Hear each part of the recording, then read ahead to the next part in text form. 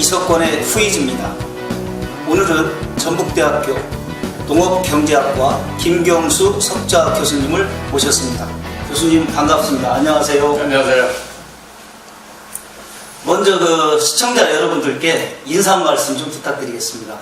여러분 안녕하세요. 김경수입니다. 전북대 농생명대 지금 학생들을 가르치고 있습니다. 4차 산업혁명이라는 게 굉장히 화두가 되고 있는데 농업의 이 부분을 어떻게 접목을 해야 될지 학생들하고 토론도 하고 또 4차 산업혁명에 관련된 분들 또 농업에 관련된 분들하고 대화도 하고 이런 시간을 보내고 있습니다. 교수님 제가 알기로는 중앙부처에서 일을 오랫동안 하셨다고 들었는데 어떤 부서에서 어떤 일을 좀 하셨습니까? 예, 지금은 농생명대에 있기 때문에 농업에 관련된 이 부분을 어떻게 할 것인가에 24시간 시간을 쓰고 있고요. 이전에는 주로 이제 산업부에서 제조업, 또 유통산업, 중소기업, 벤처 뭐 이런 부분들을 어떻게 좀 발전을 시키고 일자리를 만들까 뭐 이런 부분에 30년 이상 했습니다. 그 뒤에는 전국 지금 산업단지가 있습니다. 산업단지를 어떻게 발전시키고 할 것인가 하는 부분에 제가 그 산업단지 공단 이사장으로서 한 적이 있고, 이후에는 중국이나 일본 이런 데 우리나라 제조업들이 진출하는데 어떤 방식으로 하는 것인지 좋은 것인지 또 이런 그 벤처기업이나 작은 기업들이 발전을 함으로써 일자리가 나오는 거지 않습니까? 일자리를 어떤 식으로 만드는 게 좋은 것인지 이런 고민도 하고 있습니다. 그러니까 첨단, 이렇게 한국의 경제 살리는 데 있어서 많은 일들을 하신 걸로 이렇게. 과찬입니다. 나름대로는 열심히 했지만 지금 우리나라 경제 전체로 볼 때 성장도 좀 많이 감속되고 또 젊은 사람들 일자리가 없어서 제가 뭐 대과 없이 여태까지 일을 해왔습니다만 일자리가 부족하고 청년들이 어려움을 겪고 있는 게 가장 마음이 아픕니다. 그러면 저희가 요즘 뜨는 4차 산업혁명 이런 부분에 대해서 얘기가 많이 나오는데 4차 산업혁명을 간단하게 이렇게 말씀을 해주신다면 4차 산업혁명을 간단하게 이야기하기는 매우 곤란합니다. 그런데 이제 4차 산업혁명이라는 이런 단어의 본질은 컴퓨터 기술이 굉장히 빨리 발전하고 있어서 컴퓨터를 사용하게 되면 우리가 경제적인 이득도 많이 얻게 되고 청년들이 일자리를 확보하는 것도 쉽게 된다는 의미를 갖고 있습니다. 4차 산업혁명이라는 것은 컴퓨터에 관련된 여러 기술들이 한꺼번에 나타나서 우리 생활을 바꿔가고 있고 비즈니스를 바꿔가고 있고 농업을 바꿔가고 있다는 그런 의미를 갖고 있는데요. 우리가 이제 과거에는 우리 경험에 의해서 농업도 하고 비즈니스도 하고 했지 않습니까? 그래서 하나를 하게 되면 하나의 결과가 나오고 이런 식으로 했던 게 과거의 방식이라면 이제 컴퓨터가 제공하는 편리한 내용들이 굉장히 많아서 하나를 하더라도 10개를 얻을 수 있는 이런 기회가 생긴 거죠. 그래서 4차 산업혁명이라는 것은 이전에 우리가 했던 방식을 바꿔서 컴퓨터가 제공하는 여러 가지 그 테크놀로지, 컴퓨터가 제공하는 사회의 변화를 우리가 잘 활용하는 것, 이것을 4차 산업혁명이라고 합니다. 그래서 사람에 따라서는 이러한 기술의 진보, 사회의 변화에 적응이 잘 되는 사람도 있고 적응이 안 되는 사람도 있어서 4차 산업혁명이 꼭 해야 되는 거냐, 이게 우리한테 유리한 거냐, 뭐 이런 거에 대한 분분한 의견들이 있지만은 저 개인적으로는 어려움이 있지만 반드시 모든 사람이 이런 기술 진보 또 컴퓨터가 가져다주는 편리함 뭐 이런 것들을 이용하는 그 4차 산업혁명이라는 것을 적응하고 이용하는 이러한 패턴으로 좀 앞으로 변해야 된다고 저는 생각하고 있습니다. 말씀 잘 들었습니다. 학생들에게 강의를 하시는데 그런 강의가 실제 학생들에게 이제 취업 문제나 창업 문제로 연결이 되는데 이런 부분에서 지금 경기가 안 좋은 대한민국 상황에서의 좋은 방안이 있다면 말씀 좀 부탁드리겠습니다. 기본적으로 제가 농생명대 학생들하고 예. 대화를 많이 하고 있는데 농업에 대한 생각들이 바뀌어야 된다고 생각을 하고 있습니다. 그러니까 농업에 대한 생각이 바뀌려면 예. 농업을 하는 방식, 농업에 관련된 제도, 예. 농업에 관련된 정책들이 바뀌어야 되는 게 맞는데 예. 젊은 사람들이 이 농업에 대한 생각을 바꾸고 또 농업에 대해서 연구를 하게 되면은 예. 일자리 기회도 무궁무진하다. 예. 저는 그렇게 생각을 하고 학생들한테 그런 중점적으로 예. 이야기를 하고 있습니다. 물론 뭐 제조업도 그랬던 것처럼 농업도 변화를 하는데 굉장히 어려움이 뒤따릅니다. 이것은 뭐 당연히 우리가 사전에 인식을 해야 되는데 그러나 변화할 수밖에 없는 상황이 되고 있기 때문에 예. 젊은 사람들이 이러한 사회적인 트렌드를 잘 이해를 했으면 좋겠다라는 게 제가 학생들한테 이야기하는 주안점 중에 하나고요.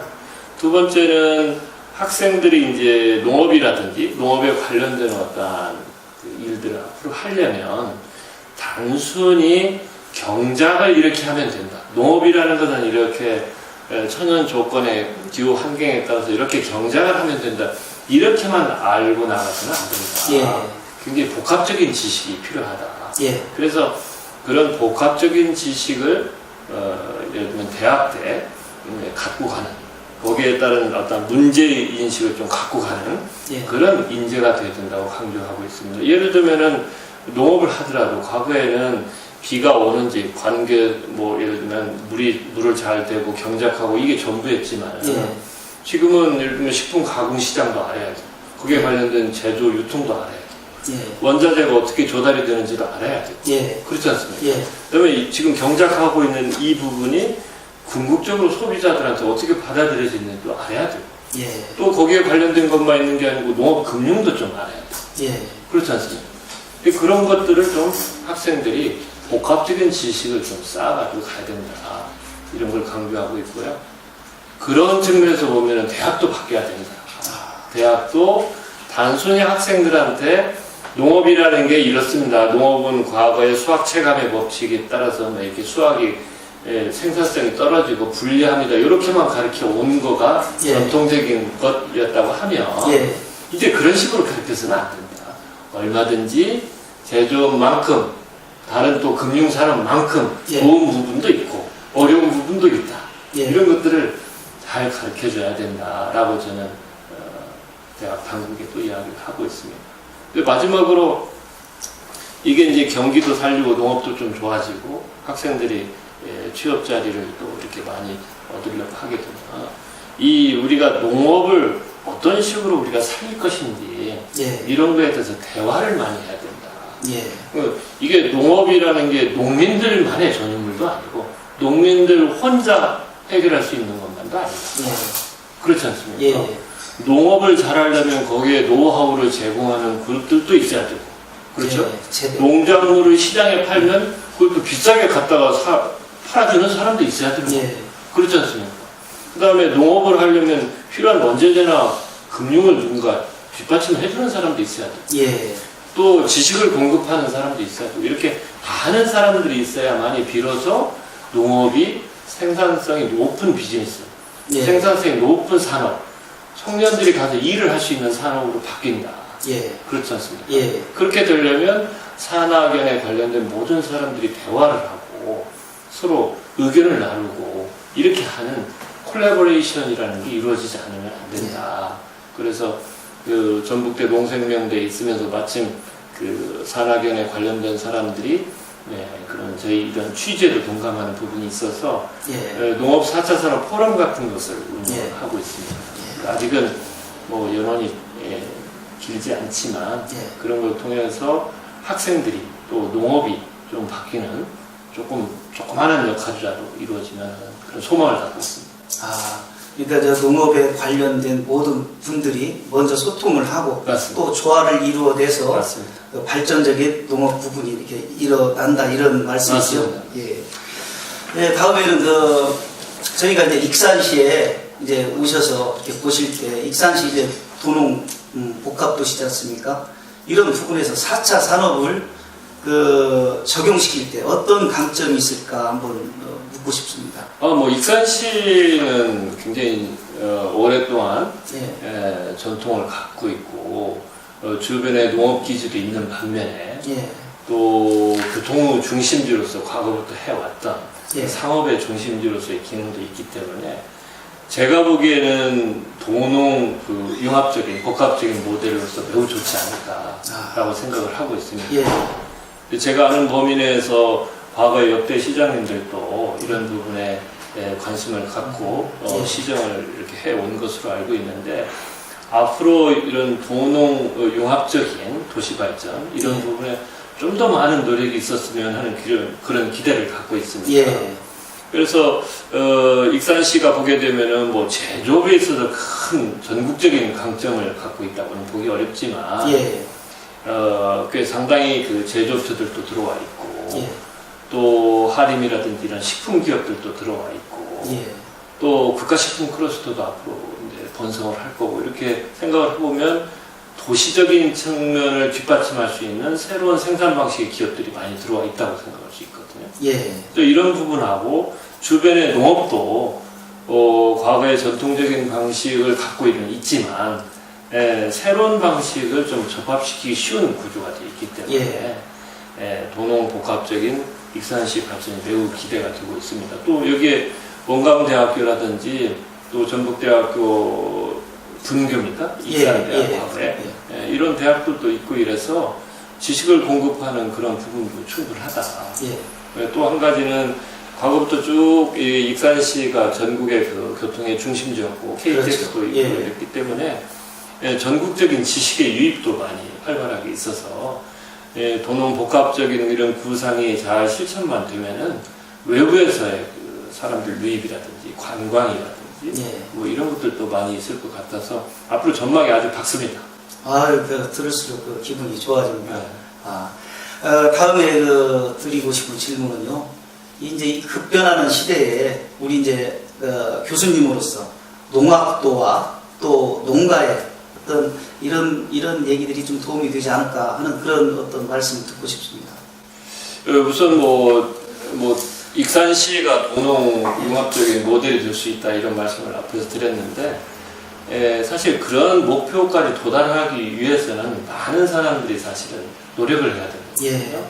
뭐 그런 노력을 하는 과정에서 어려움도 많이 있을 것으로 생각을 합니다. 왜냐하면은 농촌 부분은 자꾸 고령화돼 가고 있고 그 부분을 어떤 식으로 우리가 안정감을 주면서도 4차 산업혁명 같은 새로운 변화를 도입하게 할 것인지 상당히 어려운 문제도 있습니다.